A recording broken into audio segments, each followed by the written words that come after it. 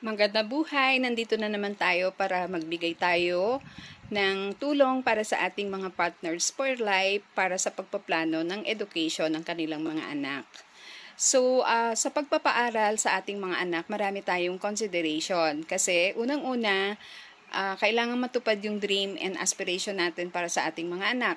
So, dapat maipadala natin sila sa magagandang school na magbibigay naman sa kanila ng magandang future. So, ang isa sa mga consideration is ano bang kurso ang kukunin ng bata. Pangalawa, saan ba gusto niyang mag-aral. And pangatlo, syempre, yung budget, kailangang iplano natin. But, hindi naman ibig sabihin na kung magkano yung tuition fee ngayon, ganun pa rin yung magiging tuition fee by the time na mag-aaral yung ating anak. So, katulad ngayon, kunwari 1-year-old yung bata, syempre, pagdating ng 17 years old, doon lang siya mag-uumpisang magkolehiyo. So, meron kang 16 years para mag-prepare. So, dapat ngayon pa lang, pinaplano na natin yan. Ngayon, tinulungan namin kayo.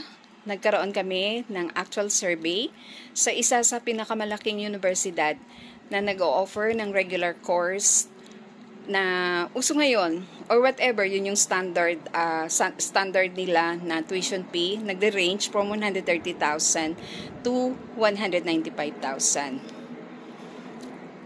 So, i-compute natin magkano na yung value ng 130,000 ngayon compared sa value na magka-college na yung ating anak at the age of 17.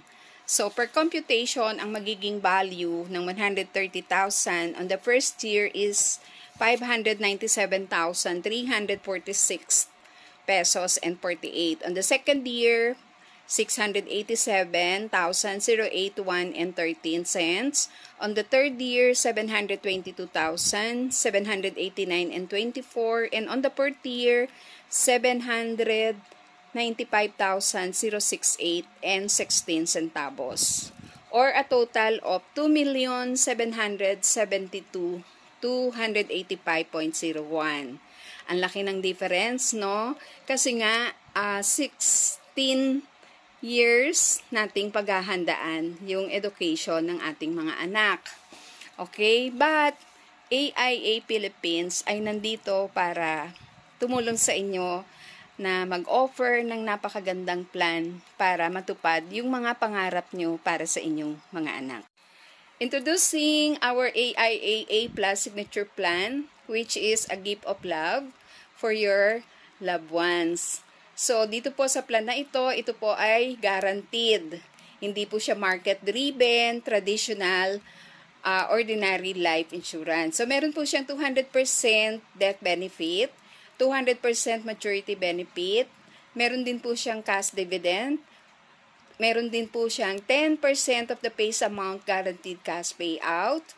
Every 2 years, depende po sa term na kukuhanin nyo. Pwede pong ang payment nyo mag-start, yung cash payout payment nyo mag-start po ng end of the 5th policy year or end of the 6th policy year. Okay? So, let me give you an example for this.